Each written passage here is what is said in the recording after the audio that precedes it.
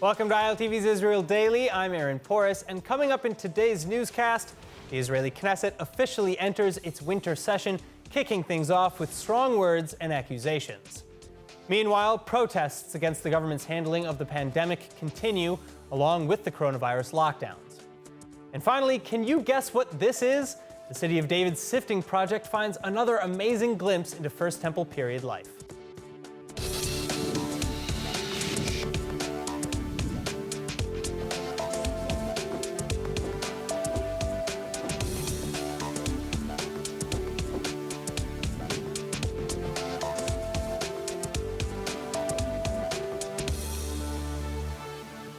The day has finally arrived. Israel's landmark trilateral peace agreement with the United Arab Emirates and the United States is taking effect, and a new era in the Middle Eastern geopolitics is coming with it. In a momentous occasion, the Israeli cabinet has unanimously approved of the Abraham Accords Monday evening. The text of the accords outlining the full normalization between the United Arab Emirates and the Jewish state of Israel. זו הסכם השלום הראשון שישראל חותמת עליו מזה למעלה מ-25 שנים. במקביל אנחנו משלימים את ההסכמים עם בחריין, כלומר אנחנו נעשה שלום עם שתי מדינות ערביות במקביל. ההסכם הזה הוא הסכם שמבוסס על שלום מתוך עוצמה. לא שלום מתוך ויתורים שהחלישו את ישראל ויסכנו אותה, אלא שלום מתוך עוצמתה של ישראל. התפיסה הזאת מלווה אותי שנים רבות. אני כתבתי על כך לפני 25 שנים. כתבתי שהתפיסה הרווחת שנשיג שלום עם מדינות ערב רק אם נשכנע, נפייס את הערבים בוויתורים מרחיקי לכת שיחלישו אותנו, היא שגויה, אדרבה.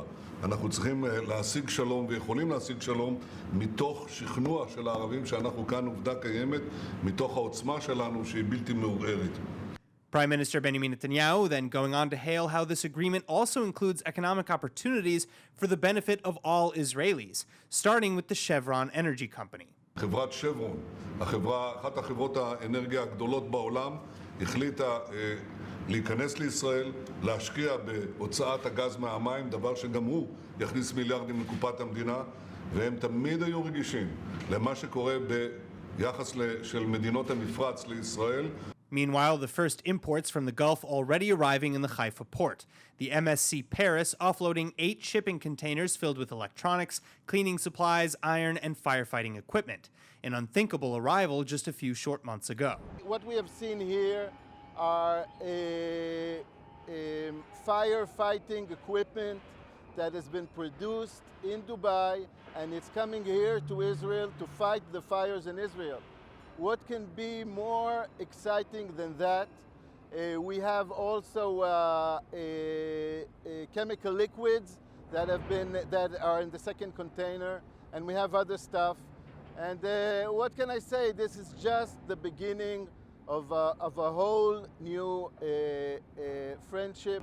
And once we pass the Corona times, then I hope to see here also the tourism flourishing. I hope to see here cruise ships coming directly from the Emirates to here, and cruise ships that come and visit the holy places here in Israel, and then go beyond and visit also the Emirates. And of course, this is just the beginning. Netanyahu outlining the already started joint Israeli-Emirati efforts against the coronavirus, as well as new travel opportunities that come with opened airspaces. ההסכם הזה מלווה בפתיחת השמיים. פתיחת השמיים של סעודיה למטוסים ישראלים, למטוסים מישראל, למטוסים אל ישראל. זה אומר שישראל מפסיקה להיות סמטה ללא מוצא, אלא הופכת לצומת מרכזי. מדינות ערב רוצות לעשות איתנו שלום, כי הן רואות איך הפכנו את ישראל למעצמה, הן רואות גם איך אנחנו עומדים מול איראן, לפעמים לבד, מול כל העולם. הם מבינים שאנחנו יכולים לסייע להם בהרבה מאוד תחומים, שישראל היא לא רק שאינה נטל ולא רק שאינה אויב, היא בעלת ברית חיונית בכל זמן ובייחוד בעת הזאת. אין לי ספק שבקרוב נראה הסכמים עם מדינות ערביות ומוסלמיות נוספות. In other news, Israel's Knesset is now entering its winter session. Lawmakers from all sides taking to the plenum on Monday evening, but not all was ceremonial as party leaders threw around accusations and political arguments. Held under strict coronavirus hygiene restrictions, Israel's Knesset has reconvened for its annual winter session. But no time for pleasantries. President Friedman opening the floor with calls to finally appoint a new chief of police, as the position has been vacant for 2 years following the resignation of Commissioner Roni Alshech.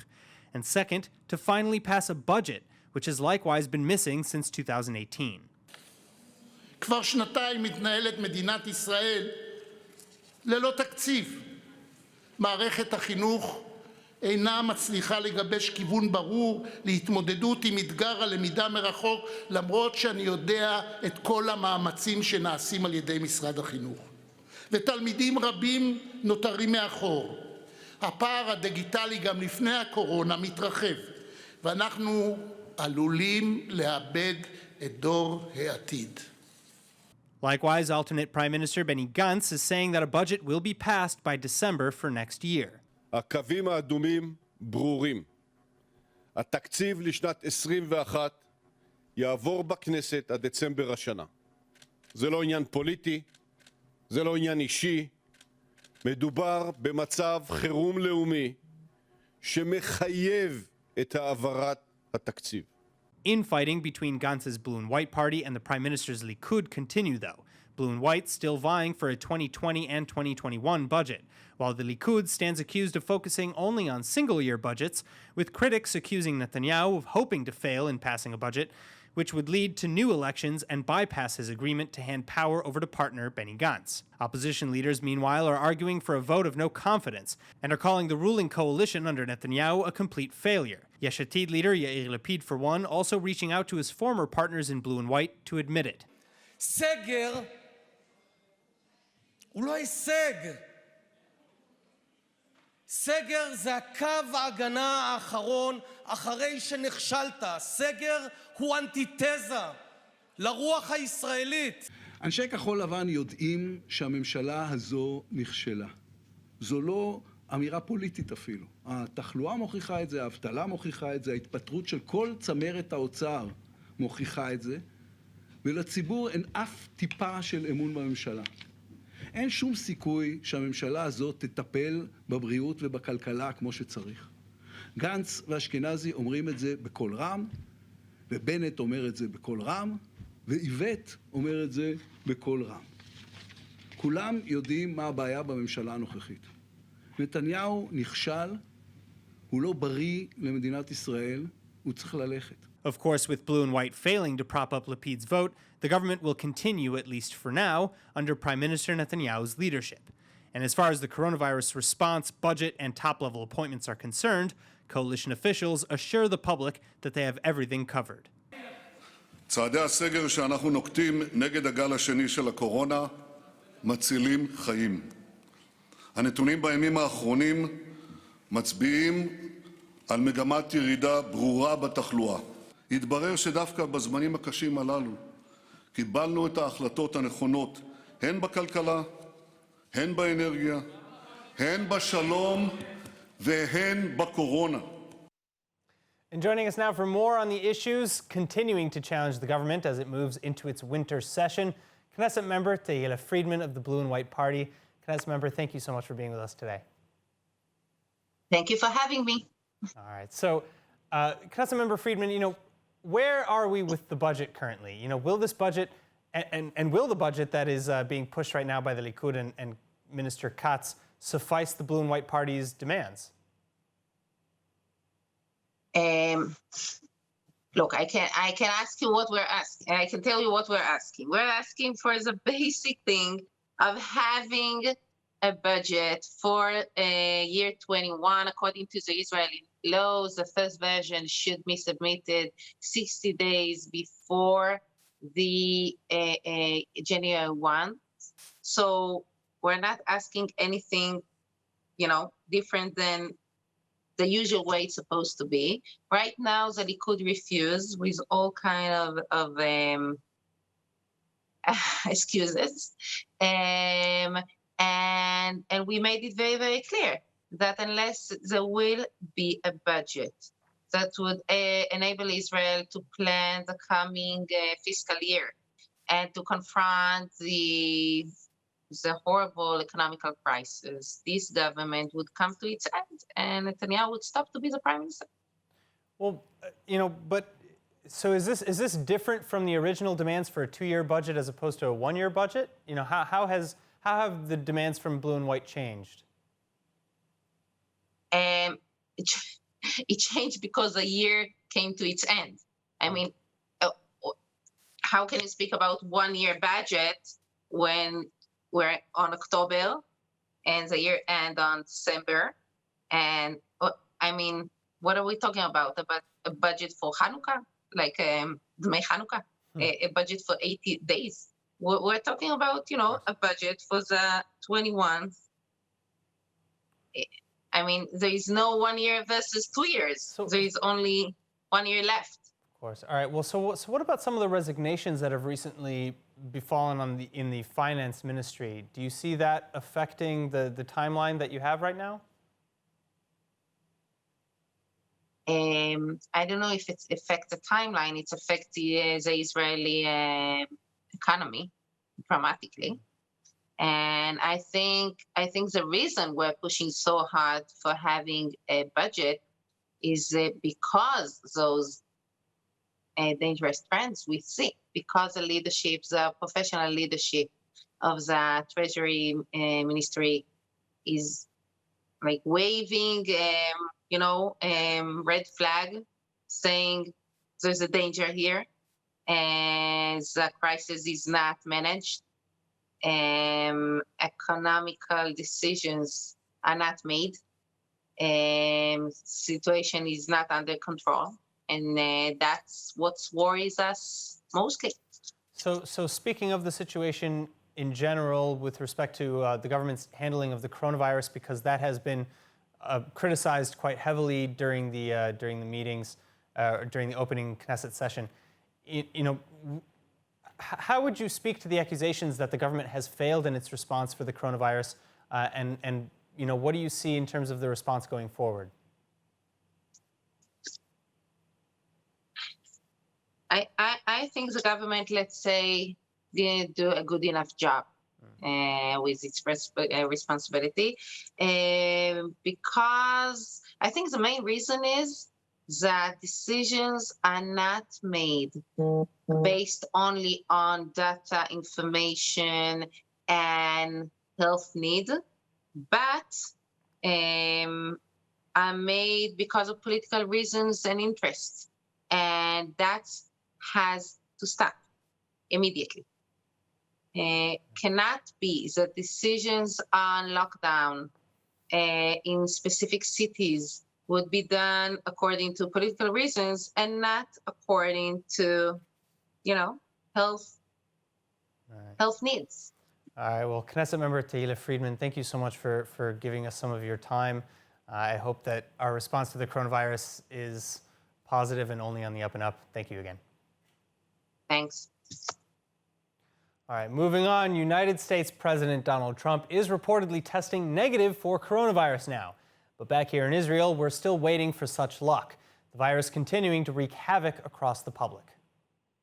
A perfect allegory for the virus's effect on Israel's economy. A Tel Aviv shoe store owner giving away the store's stock to anyone nearby.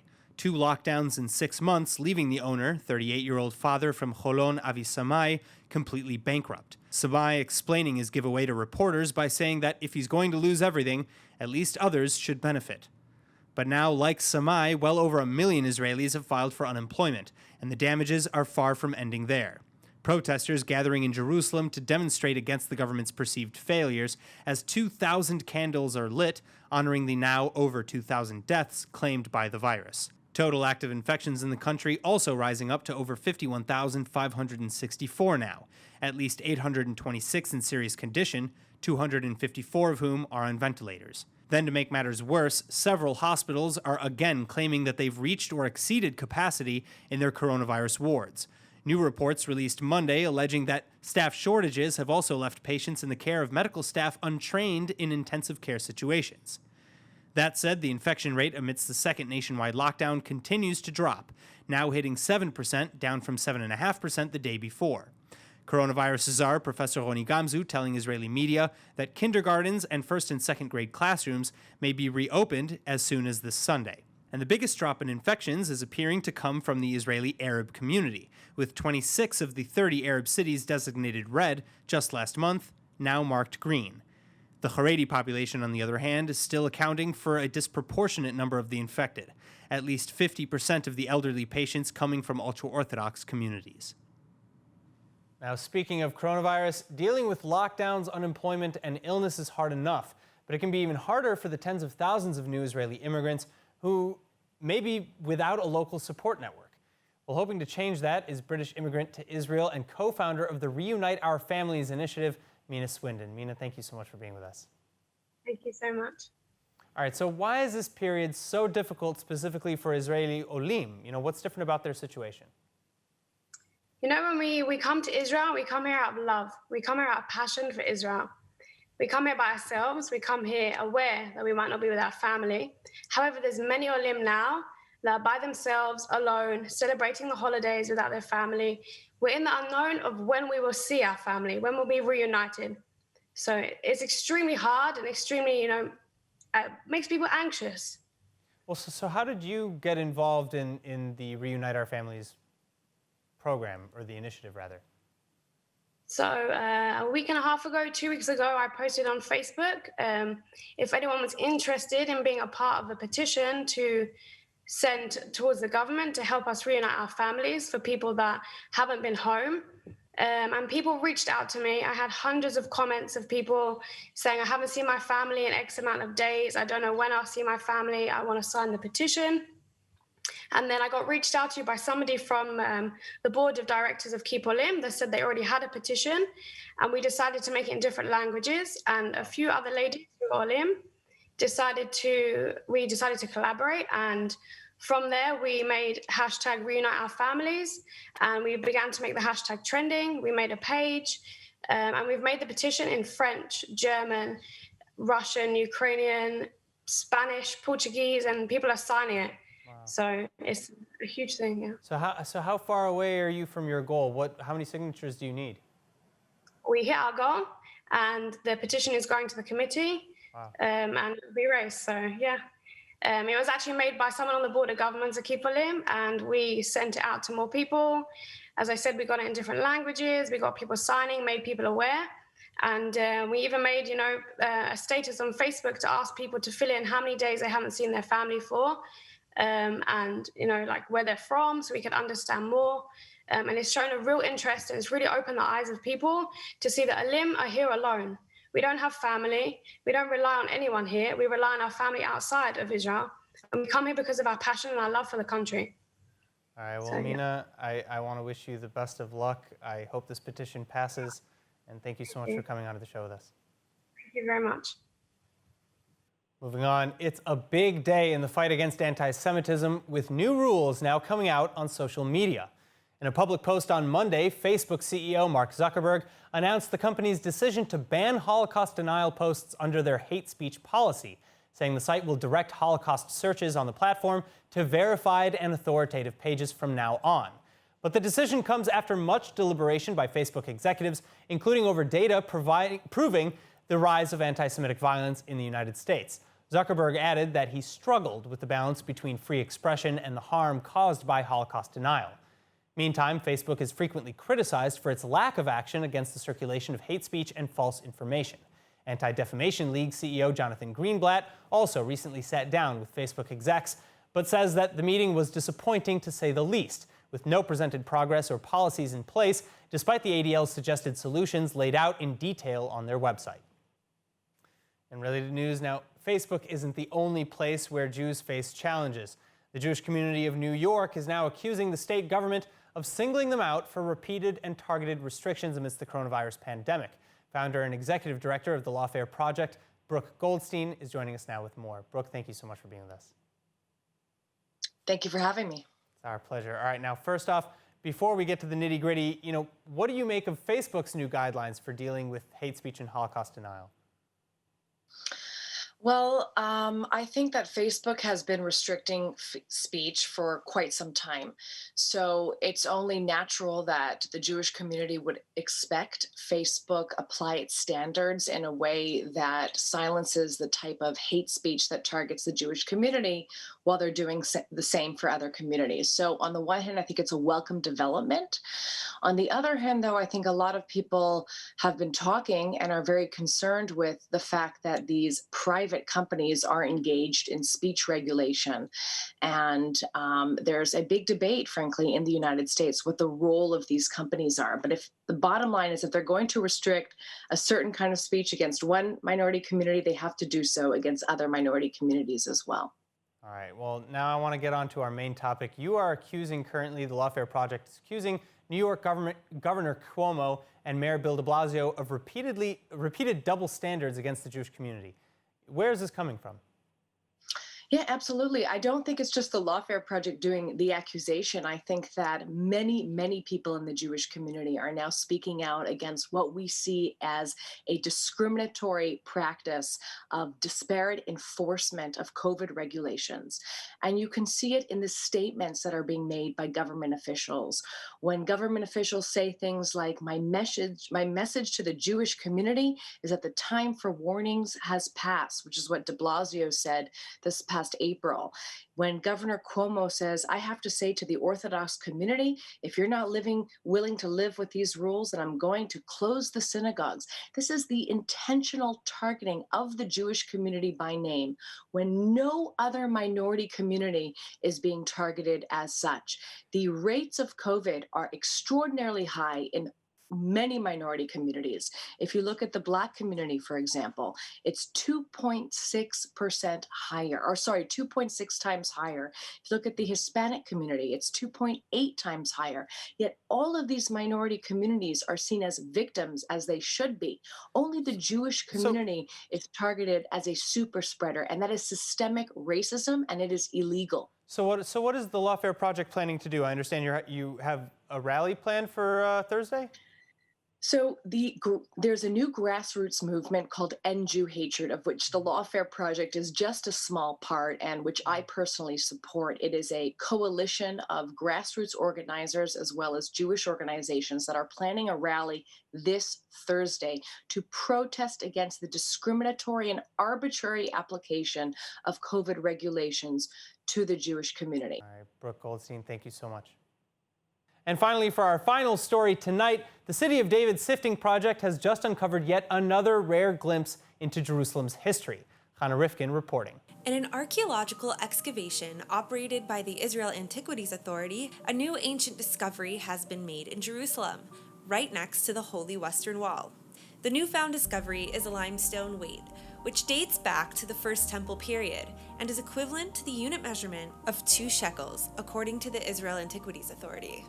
על המשקולת חרוטים סימנים שמייצגים את האות שין ושני קווים לציון 2 שקל. המשקולת שוקלת 23 גרם, ואנחנו יודעים ששקל בודד שקל כ-11.5 גרם.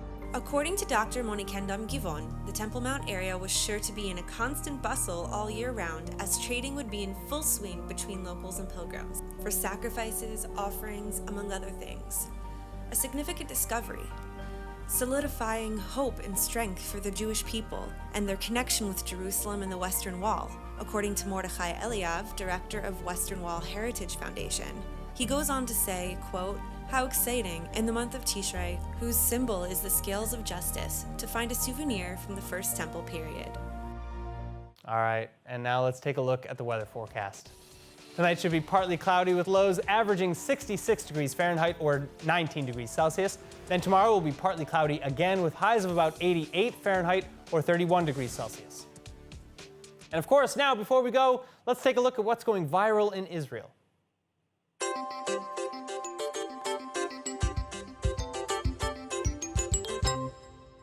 No eating the butter, though, okay? Okay. Good job, Kate. Kate, we have time. I'm waiting. Oh, she did say don't eat the butter. But butter is delicious. I kind of understand. Put it over. Right. Very helpful. Wait, Kate. What's next? Don't eat the butter. It's not good for you. That is it for today's news. Today's exchange rate is 3.39 shekels to the American dollar.